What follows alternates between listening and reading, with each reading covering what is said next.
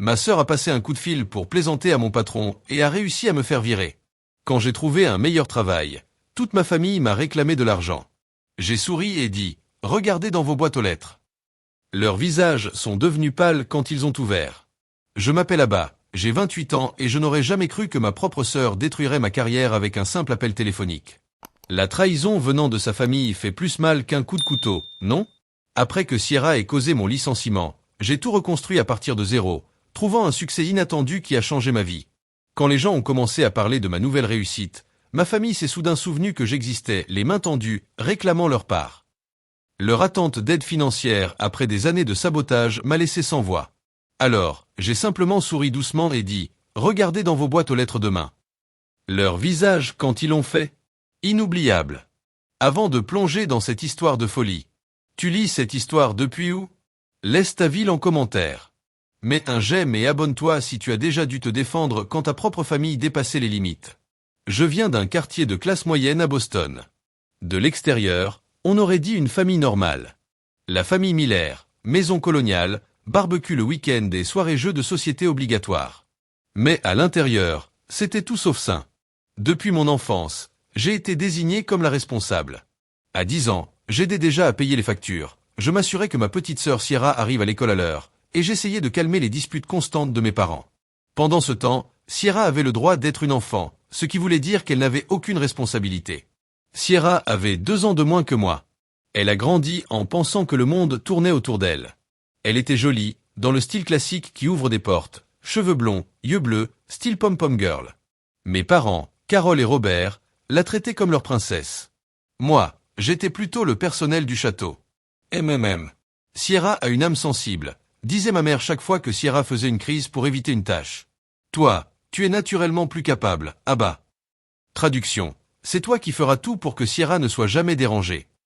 Mon frère Ryan, l'aîné de la famille avec ses 30 ans, trouvait plus simple de prendre le parti de Sierra. Fais-lui plaisir, disait-il.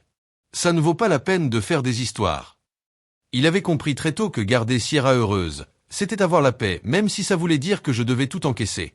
Malgré ce traitement injuste, je me suis concentré à fond sur les études, déterminé à tracer ma propre route. J'ai gardé une moyenne de 4.0 au lycée, gagné une bourse partielle pour l'université de Boston, et j'ai travaillé à mi-temps dans 2 jobs pour payer le reste. Pendant ce temps, mes parents ont payé la totalité des frais d'inscription de Sierra, dans 3 universités différentes. Elle n'en a terminé aucune. Les études, ce n'est pas le bon environnement pour ma créativité, disait-elle à chaque fois qu'elle abandonnait, et mes parents hochaient la tête, compréhensifs. Elle a fait la même chose pour devenir prof de yoga, coach de vie, blogueuse mode et agent immobilier, tous à payer par mes parents, malgré leur soi-disant budget serré. Quand j'ai eu mon diplôme en marketing, j'ai organisé un petit dîner pour fêter ça. Sierra est arrivée avec 2 heures de retard, a fait une crise parce qu'il n'y avait pas assez d'options véganes au restaurant, même si elle était végane seulement cette semaine-là, puis elle a pleuré quand mon père a porté un toast pour mon succès. Résultat, toute la soirée a été centrée sur elle, et tout le monde a passé la soirée à la consoler. J'ai eu mon premier poste professionnel chez Meridian Marketing, une entreprise de taille moyenne au centre-ville de Boston. Le salaire n'était pas génial, mais il y avait des avantages, et surtout un vrai potentiel de progression. J'ai loué un petit appartement une pièce, j'ai acheté des vêtements de travail dans des friperies, et j'ai commencé à construire ma carrière, brique par brique. Mais plus j'avais de petites réussites, plus Sierra devenait jalouse. Quand j'ai été mentionné dans un journal local pour une campagne à laquelle j'avais participé, elle a accidentellement renversé du vin rouge sur ma seule robe professionnelle la veille d'un rendez-vous client très important. Quand j'ai été invité à parler dans une conférence marketing, elle m'a appelé en boucle pendant que je faisais ma présentation, jusqu'à ce que je doive éteindre mon téléphone. À cause de ça, j'ai manqué un appel très important de mon patron. Mais le pire, avant mon licenciement, c'était pendant une autre opportunité. J'avais une entrevue pour un poste dans une entreprise plus grande. La veille, j'avais préparé ma tenue, un tailleur bleu marine que j'avais économisé pendant des mois pour m'acheter. Le matin même, j'ai découvert qu'il était couvert de fond de teint, impossible à enlever. Sierra a dit qu'elle cherchait un foulard dans ma chambre et qu'elle avait dû faire tomber son maquillage. J'ai perdu l'entretien, et donc l'opportunité. Malgré tout ça, j'ai continué à garder des liens avec ma famille. Les dîners du dimanche étaient obligatoires pour mes parents, alors j'y allais. Je supportais les faux compliments de Sierra, les petites piques déguisées de mes parents sur mon métier. Le marketing, ce n'est pas vraiment changer le monde, hein, disait mon père chaque fois que je partageais une bonne nouvelle. Mais quand Sierra annonçait qu'elle voulait devenir influenceuse, tout le monde était enthousiaste et la soutenait. Je gardais mon calme, j'encaissais mes frustrations, et je restais concentré sur ma carrière chez Meridian. Après 2 ans de très bons résultats, on envisageait de me promouvoir au poste de responsable junior. Cette promotion aurait augmenté mon salaire, m'aurait donné plus de contrôle créatif, et confirmé que mes efforts étaient enfin reconnus. Je ne savais pas que Sierra, elle, observait ma progression avec de plus en plus d'aigreur, et qu'elle allait faire quelque chose d'extrême pour détruire ce que j'avais mis des années à construire. Après 2 ans et demi chez Meridian Marketing, j'étais enfin à mon meilleur niveau. J'avais le meilleur taux de fidélisation client de tout le service, et j'avais décroché 3 nouveaux contrats importants rien que ce dernier trimestre. Ma chef, Victoria Pearson, avait commencé à m'inviter aux réunions de direction. Elle laissait entendre que mon avenir dans l'entreprise allait changer. Le poste de directrice marketing junior était à portée de main. Le poste s'était libéré parce que Derek, mon mentor dans l'entreprise, avait accepté un nouveau boulot à Chicago.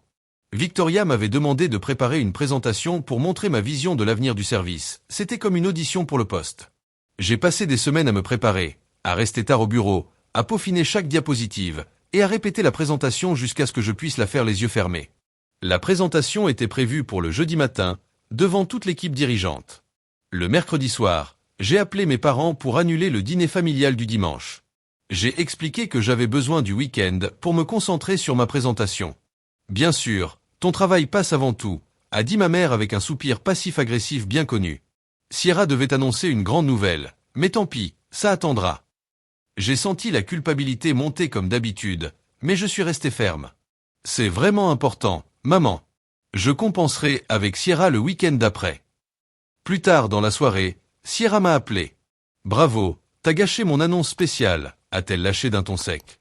Je suis désolé, Sierra. C'était quoi ton annonce? Comme si t'avais envie de savoir, a-t-elle craché.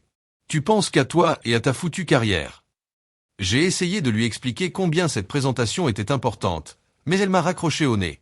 Je me suis couché avec un malaise, mais je l'ai mis de côté. Je devais me concentrer sur le lendemain.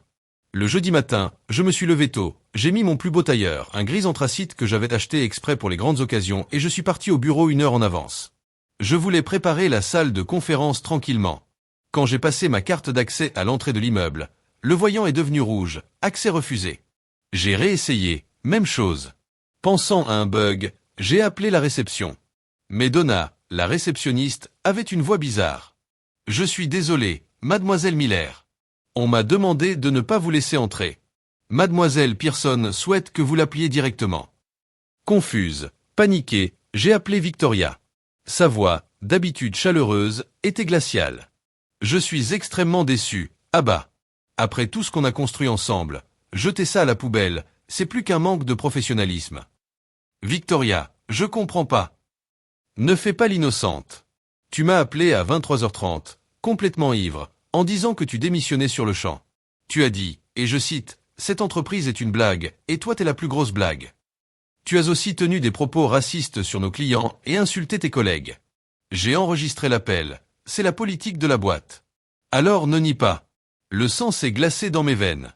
Victoria, c'était pas moi. J'étais chez moi, en train de réviser pour la présentation. Jamais je n'aurais dit ça. Épargne-moi ça, Abba. Tes affaires te seront envoyées par coursier. Ton dernier salaire sera traité selon la loi de l'État. Et si tu essaies de revenir dans le bâtiment, on appellera la sécurité. Je suis resté là, debout sur le trottoir devant mon bureau, choqué, sonné. Des collègues passaient devant moi, certains détournaient le regard, d'autres me lançaient des regards dégoûtés. Finalement, Brian du service compta est venu vers moi, un peu mal à l'aise. « Abba, tu devrais rentrer chez toi, tout le monde a entendu parler de l'appel. » Brian, j'ai jamais passé cet appel. Quelqu'un a imité ma voix. Il semblait mal à l'aise, mais m'a tendu son téléphone. Quelqu'un en a enregistré une partie, ça tourne dans tout le bureau. J'ai écouté. C'était une voix qui ressemblait affreusement à la mienne. Elle disait des horreurs sur Victoria et l'entreprise, avec des mots que je n'utilise jamais. Mais, il y avait des petites différences. Seules les personnes qui me connaissent très bien auraient remarqué que ce n'était pas moi. Et là, j'ai compris, Sierra. Elle avait toujours su imiter ma voix. Elle s'en servait au collège pour piéger les garçons que j'aimais ou faire des blagues humiliantes à mes amis. Brian, c'est pas moi. C'est ma sœur. Elle peut copier ma voix parfaitement. J'ai vu de la pitié dans ses yeux. Il ne me croyait pas. Rentre chez toi, Abba. N'aggrave pas les choses. La sécurité est arrivée et m'a escorté hors du bâtiment.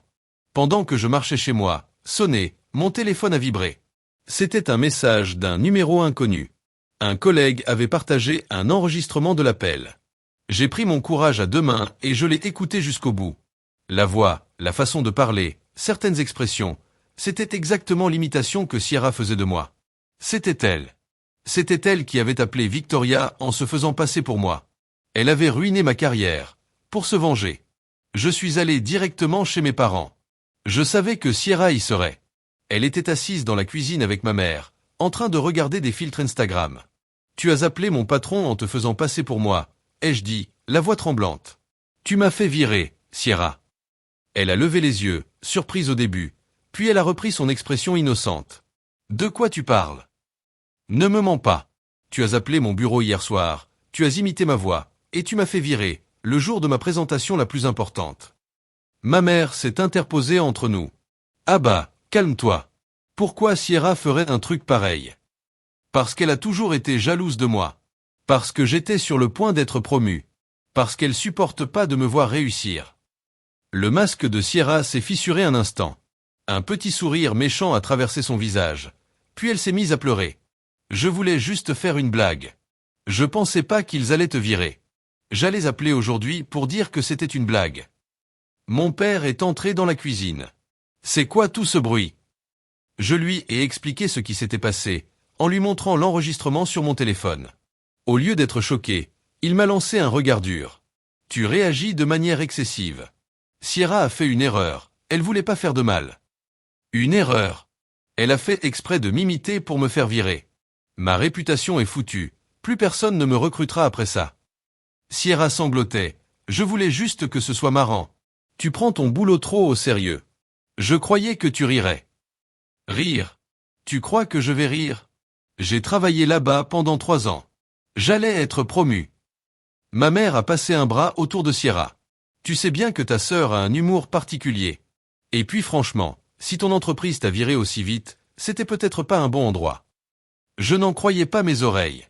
Vous êtes sérieux?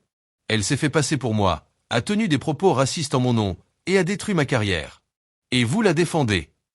Mon frère Ryan est arrivé, il avait reçu un message urgent de ma mère. Après avoir écouté les deux versions, il a haussé les épaules.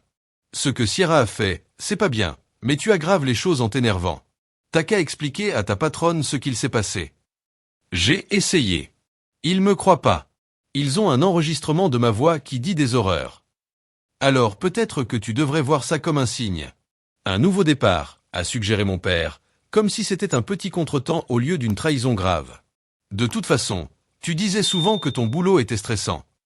Je les ai tous regardés, les fausses larmes de Sierra, le câlin de ma mère, le ton méprisant de mon père, l'indifférence de Ryan. Et là, j'ai compris une chose essentielle. Il ne prendrait jamais ma défense contre Sierra. Jamais. J'ai besoin que vous reconnaissiez ce qu'elle m'a fait, ai-je dit doucement. J'ai besoin d'excuses, et que vous compreniez la gravité de ce qu'elle a fait. À la place, j'ai eu des variations de tu exagères, c'était qu'une blague, tu retrouveras un autre boulot. Pas une seule personne dans ma famille n'a compris l'ampleur de ce que Sierra avait fait. Je suis sorti de leur maison ce jour-là avec une clarté que je n'avais jamais eue. Les gens censés m'aimer inconditionnellement venaient de justifier une trahison préméditée. Quelque chose s'est brisé en moi ce jour-là. Et en même temps, autre chose s'est renforcée. Les semaines qui ont suivi mon licenciement ont été parmi les plus sombres de ma vie. J'ai demandé des allocations chômage, mais comme j'avais été viré pour faute, mon dossier a été mis en examen. Mes économies de secours ont à peine couvert 2 mois de frais. Et le marché locatif à Boston est tout sauf indulgent. J'ai postulé à des dizaines d'offres en marketing, mais dans le petit monde du marketing à Boston, la rumeur s'était vite répandue. Même quand j'arrivais à décrocher un entretien, la conversation devenait vite gênante. On a entendu parler d'un incident chez Meridian, disait un recruteur avec tact. Vous voulez bien nous en parler? Peu importe comment j'expliquais les choses, le mal était fait. Qui allait croire que c'était ma sœur qui avait imité ma voix? Ça sonnait comme une excuse désespérée. Au bout de 6 semaines, je sautais des repas pour faire durer mon budget. J'ai reçu un avis de retard de loyer. J'ai commencé à ignorer les appels de ma famille, incapable de supporter leur ton condescendant ou les pseudo-excuses de Sierra, qui finissaient toujours par tu exagères. Un après-midi particulièrement difficile, J'étais assise à la table de ma cuisine, en train de faire des calculs pour voir combien de jours je pourrais encore garder mon appart.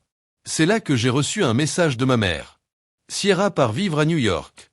Elle a une opportunité incroyable dans une boîte de réseaux sociaux. On fait un dîner de fête dimanche. Ta présence est attendue. Aucune question sur comment j'allais. Aucune reconnaissance de ma situation. Juste une obligation de venir fêter celle qui avait détruit ma carrière. Je n'ai pas répondu. Et je ne suis pas allé au dîner. Le lendemain, j'ai mis en gage le bracelet en argent de ma grand-mère, le seul bijou précieux que je possédais pour payer mon loyer. Ce soir-là, plus par désespoir que par envie, je me suis forcé à aller à une conférence gratuite sur la tech, organisée dans un espace de coworking au centre-ville. Je n'avais même pas de nouvelle carte de visite. Alors j'ai rayé le nom de Meridian sur mes anciennes cartes, et j'ai écrit mon email perso à la main. La salle était remplie de gens qui bossent dans des startups, habillés décontractés mais avec des vêtements qui coûtaient cher. Je me sentais complètement à part, avec ma seule tenue professionnelle, devenue un peu trop grande après des semaines de repas économiques. Tu as l'air d'avoir plus besoin de ça que moi, m'a dit une femme à côté de moi. Elle avait la cinquantaine, des cheveux noirs avec quelques mèches grises. Elle m'a tendu un verre de vin. Le bar à volonté, c'est la seule raison pour laquelle la moitié de ces gens vient ici, de toute façon. J'ai souri, gêné, et j'ai accepté le verre. Je m'appelle Eleanor Winters, a-t-elle dit en me tendant la main. Directrice des opérations chez Nexus Technologies. Abba Miller, actuellement entre deux opportunités, ai-je répondu, honnêtement. J'aime ça, a-t-elle dit, avec un regard vif. Tu fais quoi dans la vie? J'ai résumé rapidement mon parcours en marketing, en évitant soigneusement de parler de mon dernier poste. Intéressant, a-t-elle dit. En fait, on cherche quelqu'un qui connaît bien le marketing traditionnel. Tous ces jeunes pensent que seuls les réseaux sociaux comptent. Elle a sorti une carte de visite. On est une start-up dans la fintech. On développe une appli pour aider les gens à gérer les dépenses partagées. Viens demain à 10h.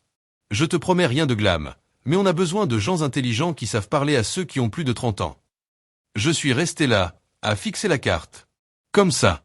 Juste comme ça. Je fais confiance à mon instinct, a-t-elle dit. Regarde autour de toi. Tous ici essaient d'avoir l'air important.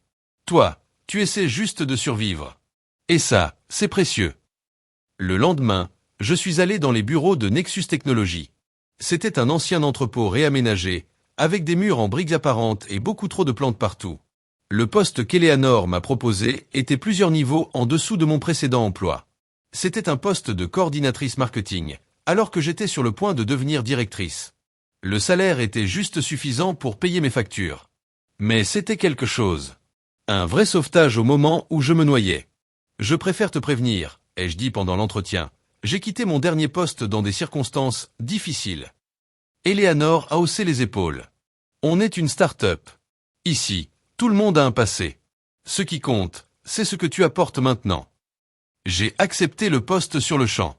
Le travail, au début, était assez basique. Je devais créer des supports marketing simples, gérer les réseaux sociaux, écrire des articles de blog sur la gestion de budget partagé. Mais l'ambiance n'avait rien à voir avec le monde rigide de Meridian. Ici, toutes les idées étaient bienvenues, peu importe de qui elles venaient. Et les erreurs. Elles étaient vues comme des occasions d'apprendre, pas comme des raisons de virer quelqu'un. 3 semaines plus tard, pendant une réunion où on cherchait des idées pour promouvoir l'appli à des gens qui ne sont pas à l'aise avec la technologie, j'ai proposé une série de vidéos animées. Des petits dessins avec des personnages auxquels on peut s'identifier, qui vivent des situations financières gênantes entre amis ou en famille. C'est vraiment brillant, a dit Noah, le chef produit qui disait rarement du bien des idées marketing. On a tellement misé sur les fonctions techniques qu'on a oublié l'aspect émotionnel de l'argent entre proches. Eleanor m'a fait un petit signe de la tête, comme pour dire « bien joué ». À ce moment-là, j'ai ressenti quelque chose que je n'avais plus senti depuis longtemps. Je valais quelque chose. J'étais utile. J'avais un but. Mon petit appart est devenu mon refuge. J'ai supprimé mes applis de réseaux sociaux pour éviter de voir des nouvelles de ma famille ou d'anciens collègues. J'ai commencé à écrire dans un journal pour libérer ce que je ressentais, la trahison, l'abandon. J'ai adopté un chien dans un refuge, un petit terrier avec un seul œil, nerveux, que j'ai appelé Buddy. Lui aussi avait été rejeté sans raison. Petit à petit, j'ai créé une nouvelle routine. Le matin au parc avec Buddy, le boulot chez Nexus, les soirées à apprendre des trucs sur la fintech pour devenir plus compétente. J'ai aussi rencontré Sophia, la responsable administrative de Nexus, qui m'a invité à une soirée quiz au bar du coin chaque semaine. Problème de famille, m'a-t-elle demandé une fois, en voyant que je refusais toujours les dîners du dimanche. J'ai connu ça, a-t-elle dit. Mon frère a volé mon identité et a accumulé 30 000 $ de dettes en carte de crédit quand j'étais à la fac. Et t'as fait quoi? Je l'ai poursuivi en justice, a-t-elle dit calmement. Je lui parle plus depuis 7 ans. Meilleure décision de ma vie. Sa franchise m'a fait du bien. Après des années à être manipulé par ma famille, ça faisait du bien d'avoir une amie qui ne me disait pas de pardonner au nom de la famille. Au bout de 6 mois chez Nexus, j'avais remboursé mes petites dettes accumulées pendant ma période de chômage.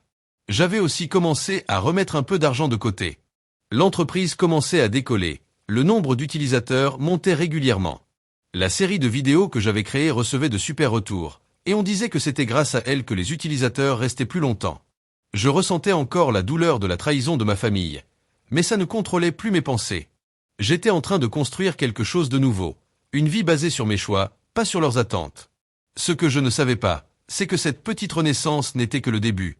Nexus Technologies était sur le point de décoller pour de bon. Et ma décision de faire confiance à une start-up qui galérait allait tout changer. Exactement 6 mois et 2 semaines après avoir rejoint Nexus, notre petite équipe s'est réunie dans la salle de conférence. On pensait que c'était une réunion normale. Eleanor est entrée avec une bouteille de champagne, suivie par le PDG, Daniel, qui venait rarement au bureau. On l'a fait, a annoncé Eleanor en débouchant la bouteille sans effort. On venait d'avoir un financement de capital risque de 15 millions de $. La pièce a explosé de joie. Pour une petite start-up qui marchait surtout à la foi et à l'espoir, cette nouvelle changeait tout. Daniel a expliqué qu'une grande société d'investissement avait été impressionnée par notre croissance, surtout la fidélité des utilisateurs, une mesure directement liée aux stratégies de marketing que j'avais mises en place. Ta série de vidéos a scellé l'accord, m'a-t-il dit après. Les investisseurs ont dit que ça montrait qu'on comprenait notre public mieux que la majorité des boîtes de fintech. Avec ce financement, tout a changé. On a quitté notre entrepôt pour des bureaux dans un grand immeuble du centre-ville. L'équipe s'est vite agrandie. Et j'ai été promue directrice marketing, avec un salaire qui m'a fait ouvrir grand les yeux quand j'ai vu la lettre d'offre. Tu l'as mérité, m'a dit Eleanor quand j'ai exprimé mon étonnement. Tu as compris ce qu'on essayait de faire, et tu l'as traduit en langage humain. C'est rare dans ce métier. La promotion incluait aussi des stock options, c'est courant dans les startups, même si à l'époque, je trouvais que ça ressemblait à de l'argent Monopoly. Nexus était encore une entreprise privée, pas encore testée sur le marché général. 9 mois plus tard, tout a encore basculé. L'appli avait explosé, des milliers de nouveaux utilisateurs, surtout après qu'on ait ajouté des fonctions utiles aux colocataires et aux petites entreprises. Une grande entreprise de technologie financière nous a fait une offre de rachat, que le conseil d'administration ne pouvait pas refuser. Le jour où le rachat a été signé, Daniel m'a appelé dans son bureau. Tes options sont entièrement activées avec le rachat, m'a-t-il expliqué. Avec le prix de l'action convenu, ça fait environ 2,7 millions de $. Je l'ai regardé fixement, pensant avoir mal entendu. 2,7 millions de $. Il a souri. Bienvenue dans le club, Abba. Parfois, être au bon endroit au bon moment, ça paie. Je suis sorti de son bureau complètement sonné, des papiers en main que je comprenais à peine. Après impôt, ce serait moins bien sûr, mais j'étais passé de mettre en gage le bracelet de ma grand-mère pour payer le loyer à avoir plus d'argent que ce que j'avais jamais imaginé. L'entreprise qui nous a rachetés a gardé la plupart de l'équipe de Nexus, moi y compris, avec des primes très généreuses. Du jour au lendemain, je suis devenu une directrice marketing dans une grande boîte, à la tête d'une équipe de gens parfois plus âgés et plus expérimentés que moi. J'ai racheté le bracelet de ma grand-mère chez le prêteur sur gage. Et j'ai aussi racheté toutes les autres pièces qu'ils avaient encore, des bijoux qui me rappelaient elle. Puis, j'ai acheté une belle maison mitoyenne à Beacon Hill, un quartier historique de Boston que j'avais toujours admiré, mais que je n'aurais jamais cru pouvoir m'offrir. Je l'ai meublé de façon simple mais élégante, pour en faire le sanctuaire paisible que j'avais toujours voulu. Buddy, mon petit chien rescapé, est passé du statut de chien nerveux à celui de prince gâté, avec un lit personnalisé dans chaque pièce et même un rendez-vous régulier chez une thérapeute pour chien pour l'aider à gérer son anxiété. Moi aussi, j'ai commencé une thérapie. Je voulais comprendre ce que je ressentais encore à propos de ma famille, surtout maintenant que ma vie allait beaucoup mieux. Tu as atteint un succès remarquable, m'a dit un jour ma psy, la Dr Chen, pendant une séance. Et comment tu te sens par rapport à ça, sachant que ta famille ne t'a pas soutenu? Validé, ai-je répondu. Mais aussi seul. J'aimerais avoir des gens qui se soucient vraiment de moi, pour partager ça. Cette prise de conscience m'a poussé à créer des liens plus vrais. J'ai renforcé mon amitié avec Sophia, qui elle aussi avait bien profité du rachat de Nexus. Je me suis inscrite à un club photo, une passion que j'avais laissée de côté pendant des années. Je suis devenu bénévole dans un refuge pour promener les chiens le week-end, et ça m'a apporté un vrai sentiment d'utilité. J'aidais d'autres chiens comme Buddy à trouver leur maison pour toujours. Pendant cette période de transformation, je suis resté loin de ma famille. Je n'avais pas bloqué leur numéro, mais je répondais rarement à leurs textos. Et de toute façon, ces messages étaient toujours superficiels. Bon anniversaire, joyeuse fête. Jamais un vrai mot sur ce qui s'était passé, ni de demande de mes nouvelles. J'ai changé d'adresse email et j'ai déménagé sans leur dire où j'étais. Pas pour me cacher, mais pour avoir la paix et guérir sans leur influence toxique. 16 mois après le jour où Sierra m'a fait virer, j'ai été nommé dans le classement 40 Under 40 du Boston Business Journal. C'est une liste qui met en valeur les jeunes leaders les plus influents. L'article incluait ma photo et un petit portrait de mon rôle dans le succès de Nexus et son rachat. 3 jours plus tard, mon téléphone s'est mis à exploser. Messages, appels, emails de toute ma famille.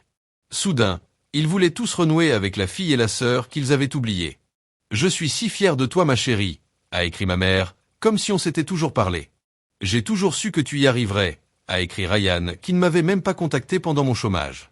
Et Sierra. Mon Dieu, t'es célèbre. On a tant de choses à rattraper. Déjeuner ce week-end. Je t'aime. J'ai retourné mon téléphone, face contre mon bureau.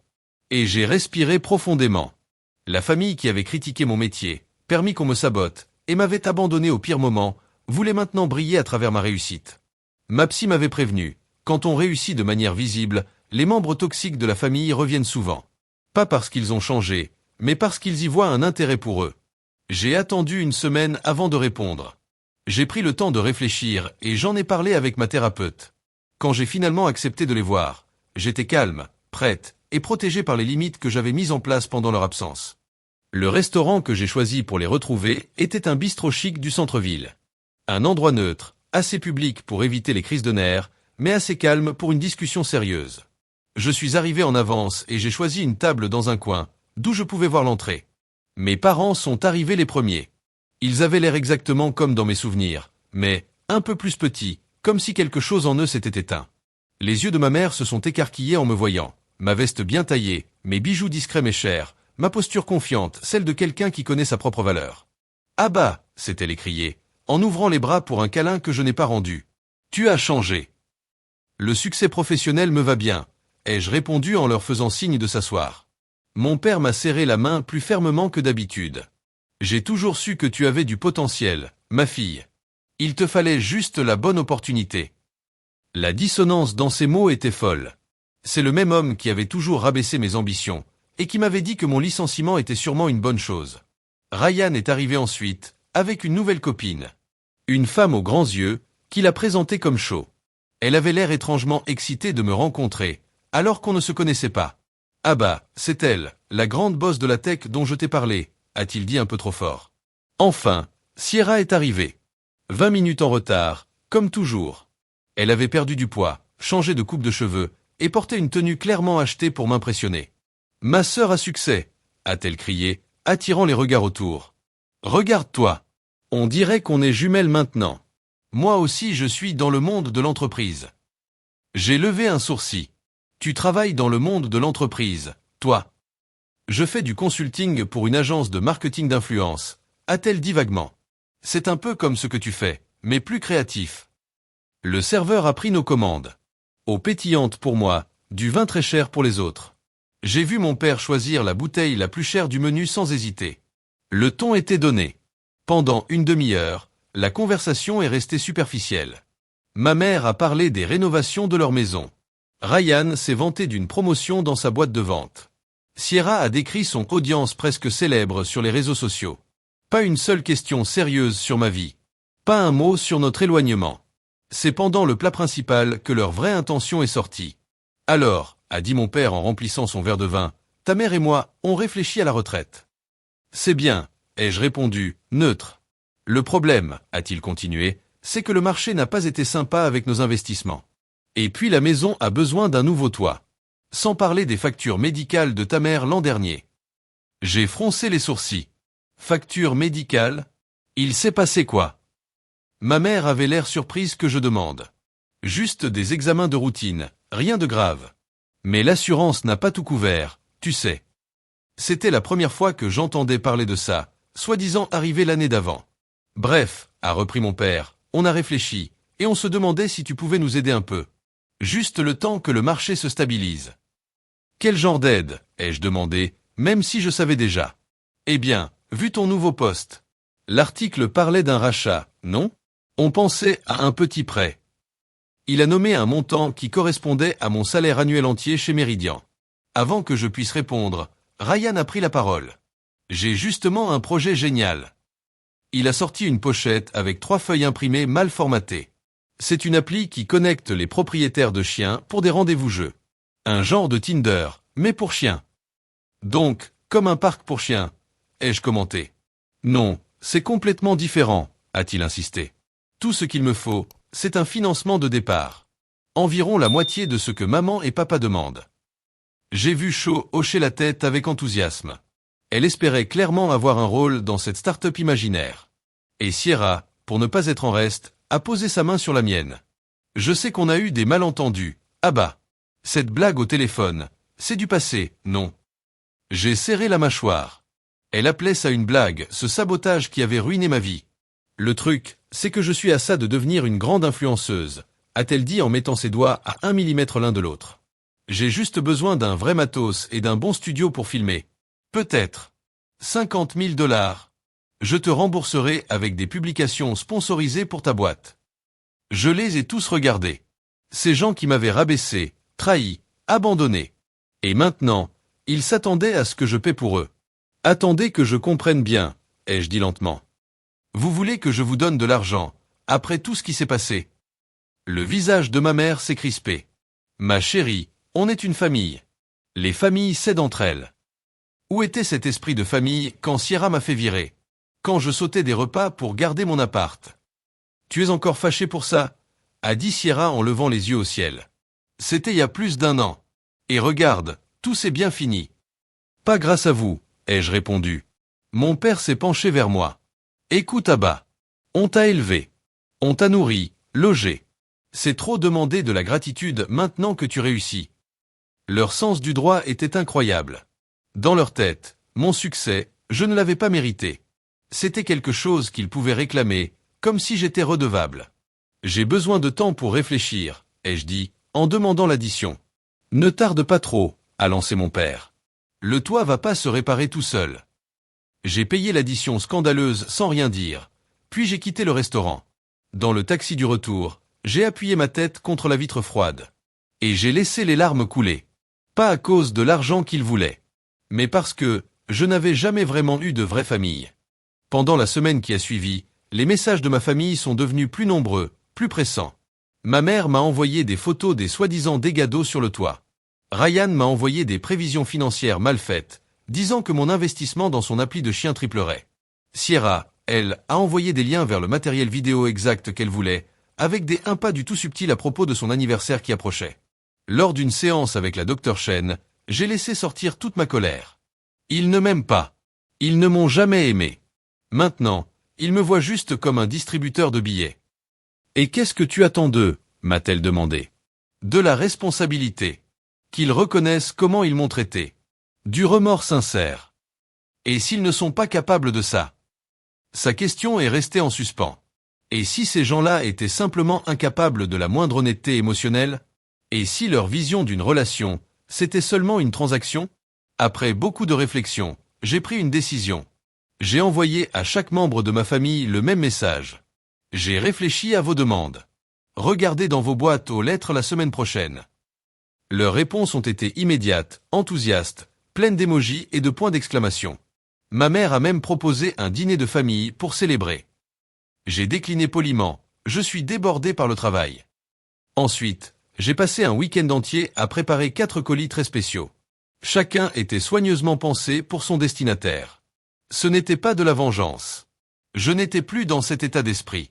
C'était de la clarté. Des limites.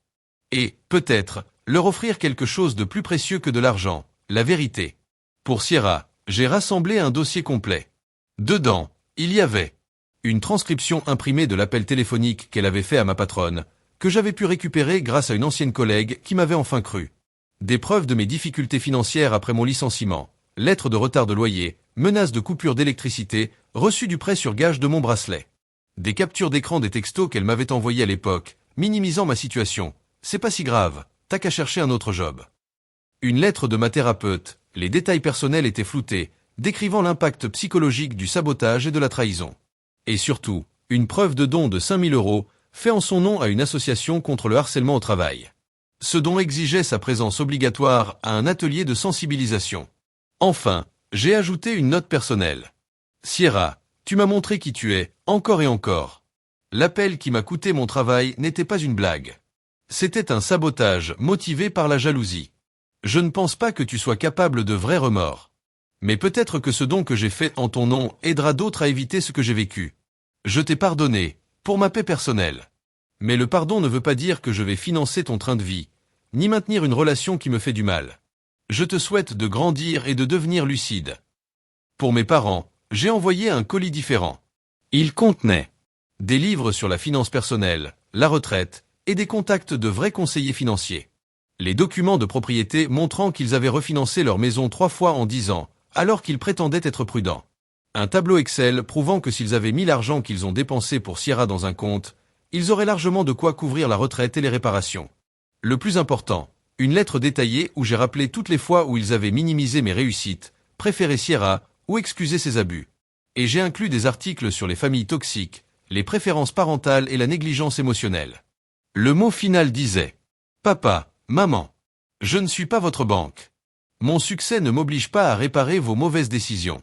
Le toit n'a pas commencé à fuir le jour où j'ai été publié dans un journal. J'ai inclus des ressources pour vraiment vous aider, et le nom d'un thérapeute familial spécialisé dans les relations parents-enfants abîmées.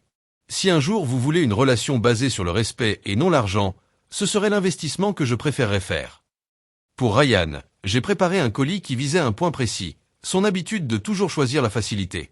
Dedans, j'ai mis un modèle de business plan professionnel, avec mes annotations expliquant toutes les failles de son projet d'appli pour chiens. Des données de marché sur l'industrie des animaux de compagnie, et des statistiques montrant combien de startups échouent. Un bon cadeau pour des séances de coaching professionnel. Une liste de contacts d'incubateurs de petites entreprises à Boston. Et une note. Ryan, tu as toujours choisi le chemin le plus simple, même si ça voulait dire soutenir Sierra et nos parents, que tu saches que c'était injuste ou non. Je t'offre quelque chose de mieux que de l'argent. Des outils pour construire ta propre réussite au lieu de t'accrocher à la mienne. J'aimerais avoir une relation avec un frère qui se débrouille seul, et qui défend ce qui est juste, même quand c'est difficile. Pour Cho, même si je ne la connaissais presque pas, j'ai senti qu'elle était en train d'être aspirée dans la folie familiale. Je lui ai simplement envoyé une petite carte cadeau pour un café, avec un mot court. Faites attention à la famille que tu épouses. Amitié. Ah bah. J'ai envoyé les 4 colis un lundi matin, avec un suivi avec signature obligatoire, pour être sûr qu'il les recevrait bien en main propre. Puis, j'ai éteint mon téléphone pour la journée. Je suis allé marcher longtemps dans les bois, avec Buddy. Je voulais de l'espace, avant le moment inévitable où tout exploserait. Quand je suis rentré le soir et que j'ai regardé mes messages, c'était exactement ce que j'attendais. Des messages d'indignation, d'incompréhension, d'accusation de cruauté. Ma mère m'avait laissé 7 messages vocaux, chacun plus larmoyant que le précédent. Elle oscillait entre « Comment tu as pu nous faire ça ?» et « Après tout ce qu'on a fait pour toi ?» Mon père, lui, avait un ton plus froid. Il me traitait d'ingrate et d'égoïste, et menaçait de raconter à toute la famille comment je les avais humiliés. Ryan a juste envoyé un texto. Coup bas, sœur. Très bas. Et Sierra, fidèle à elle-même, m'a bombardé de messages furieux, incohérents. Le dernier disait simplement « Tu vas le regretter. Personne ne me traite comme ça. » Mais malgré tout ça, je me sentais étrangement calme. Aucun d'eux n'avait répondu au contenu réel de ce que je leur avais envoyé. Aucun n'avait reconnu les faits, les preuves, les émotions que j'avais partagées. Ils étaient simplement en colère parce que je refusais de continuer à me laisser utiliser. Rien de plus. Ce soir-là, je me suis assise sur mon balcon, avec Buddy endormi sur mes genoux. Je regardais la ville de Boston, et j'ai senti un vrai soulagement. Comme si j'avais enfin déposé un poids que je portais depuis toujours. Le poids de chercher l'amour et la reconnaissance de gens incapables de me les donner. La docteure Chen m'avait dit un jour. Parfois, le geste le plus aimant qu'on peut faire, c'est de montrer un miroir au comportement toxique. Ils ne veulent peut-être pas voir ce qu'ils reflètent. Mais au moins, je leur ai donné l'occasion de changer. Est-ce qu'ils vont la saisir? On verra. Mais moi, j'ai ma propre vie à vivre maintenant. Une vie définie par des liens sincères, un travail qui a du sens, et la famille que j'ai choisie, pas celle dans laquelle je suis né. Les semaines qui ont suivi l'envoi de mes colis ont été, comme je m'y attendais, pleines d'orages. Mes parents ont fait appel à des membres de la famille élargie pour les défendre. Résultat, j'ai reçu des appels de tantes et de cousins éloignés que je connaissais à peine. Tous disaient être choqués par ma cruauté envers une famille aimante. Mais ce qui m'a frappé, c'est comment leur version de l'histoire avait été complètement tordue. Selon eux, j'étais devenu soudainement riche et je refusais d'aider mes pauvres parents, par pur mépris. Le sabotage de Sierra? Oublié. Le favoritisme de mes parents? Effacé. Les années de négligence émotionnelle? Rayées du tableau. Face à ça, j'ai choisi de rester simple et cohérente. Il y a bien plus dans cette histoire que ce qu'on vous a dit. Je suis ouverte à reconstruire des relations, mais basées sur le respect mutuel, pas sur des intérêts financiers. Beaucoup de ces intermédiaires bien intentionnés ont arrêté d'insister en voyant que je ne me laissais plus manipuler par la culpabilité. Certains, plus curieux, m'ont demandé ma version de l'histoire. Et quand je leur ai partagé certains détails clés, leur vision a souvent changé du tout au tout. Je n'avais aucune idée, a admis la sœur de ma mère, après avoir entendu le sabotage prémédité de Sierra. Ça, ce n'est pas une blague. C'est de la destruction. Mes parents, eux, ont continué à jouer les victimes. Avec le temps, leur colère s'est transformée en martyr. 3 semaines après avoir reçu leur colis, ma mère m'a envoyé un mail très manipulateur. Nous avons compris que tu ne veux pas nous aider financièrement. C'est ton choix, même si ça nous brise le cœur. Mais, penses-tu à ce que les autres vont dire? Une fille qui a les moyens mais refuse d'aider ses parents âgés? C'est ça la réputation que tu veux avoir. Je n'ai pas répondu. La menace cachée d'une punition sociale, le moyen de pression préféré de ma mère, n'avait plus aucun pouvoir sur moi. Sierra, elle, a choisi une autre méthode. Elle a lancé une campagne passive-agressive sur les réseaux sociaux. Des posts flous sur les membres toxiques de la famille et le succès change les gens. Quand ça n'a pas attiré la sympathie qu'elle voulait, elle est passée à l'attaque directe. Elle a partagé des photos de nos enfants, avec des légendes du genre. Tu te souviens quand tu faisais encore partie de cette famille? Avant que l'argent ne compte plus que le sang. J'ai bloqué tous ces comptes. Et j'ai continué ma vie. Mais la réponse qui m'a le plus surprise est venue de Ryan. 1 mois après avoir reçu son colis, il m'a envoyé un message. On peut prendre un café? Juste toi et moi. Sans chaud. Sans papa. Sans maman. Sans Sierra. On s'est retrouvés dans un petit café tranquille, près de mon bureau. Il avait l'air différent, moins soigné qu'à notre dîner de famille, mais plus vrai. J'ai pensé à ce que tu as écrit, a-t-il commencé, en tournant son café entre ses mains. Sur le fait de choisir la facilité. J'ai hoché la tête, sans rien dire, pour lui laisser de l'espace. Tu avais raison, a-t-il dit enfin. J'ai toujours évité les conflits. Même quand je savais que c'était pas juste. Il a respiré profondément. Ce que Sierra t'a fait, je savais que c'était mal. J'aurais dû parler. C'était la première fois qu'un membre de ma famille reconnaissait clairement que j'avais vécu quelque chose d'injuste. Pourquoi t'as rien dit? Ai-je demandé doucement. Il a haussé les épaules, l'air vraiment désolé. Par habitude, je crois. C'était plus simple de laisser Sierra faire ce qu'elle voulait. Et puis, une fois qu'on avait tous pris parti contre toi, c'était comme si on ne pouvait plus reculer. Admettre qu'on s'était trompé, ça voulait dire admettre qu'on t'avait très maltraité. On a parlé pendant près de 3 heures ce jour-là. Ryan m'a posé des questions sur ce que j'avais vécu après mon licenciement. Il a écouté sans se défendre.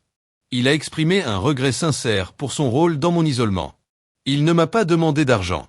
Il ne m'a pas demandé de service. Juste une chose, la possibilité de repartir sur de meilleures bases. Je te demande pas de tout pardonner à tout le monde, a-t-il dit en partant.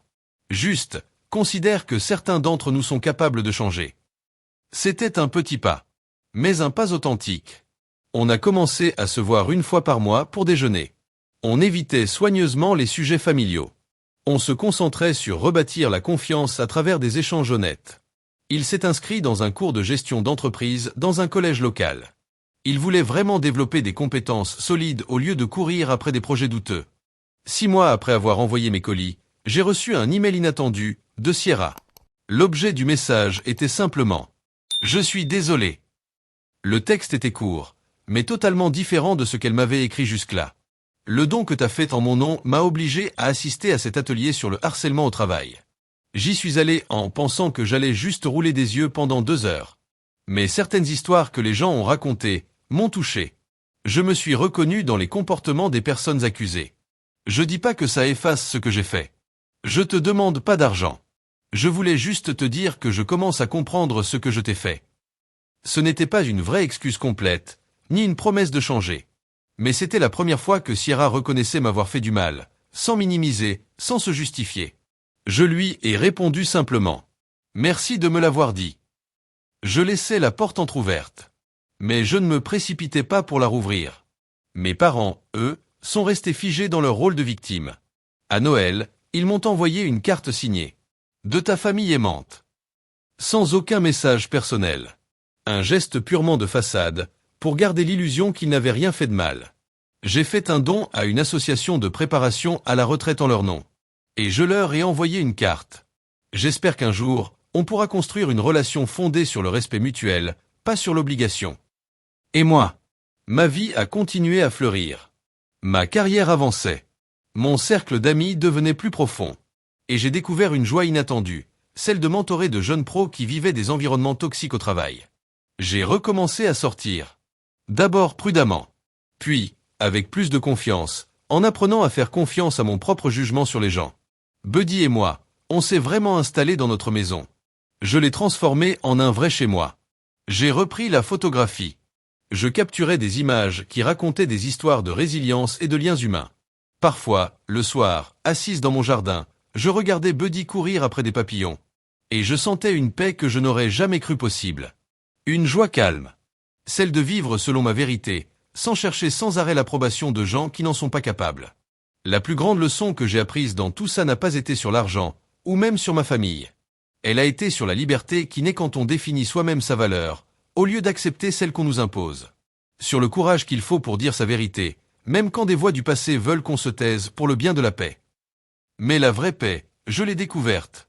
Elle ne vient pas du fait de calmer ceux qui te rabaissent. Elle vient de construire une vie alignée avec tes valeurs, entourée de personnes qui célèbrent, et non sabotent, ta croissance. Parfois, la chose la plus pleine d'amour que tu puisses envoyer dans la boîte aux lettres de quelqu'un, ce n'est pas ce qu'il veut recevoir. C'est ce qu'il a besoin de voir. Un miroir qui reflète la vérité. Une invitation à évoluer. Et une limite qui respecte à la fois ta valeur et leur capacité à devenir meilleurs. Et toi, as-tu déjà dû poser des limites fermes avec des membres de ta famille qui ne pouvaient pas célébrer ta réussite? Partage ton expérience dans les commentaires. Et si mon histoire t'a touché, clique sur j'aime et abonne-toi pour plus de récits sur la construction de relations saines et la défense de ta vérité. Souviens-toi, parfois, la famille qu'on se crée à travers des liens sincères nous nourrit bien plus que celle dans laquelle on est né.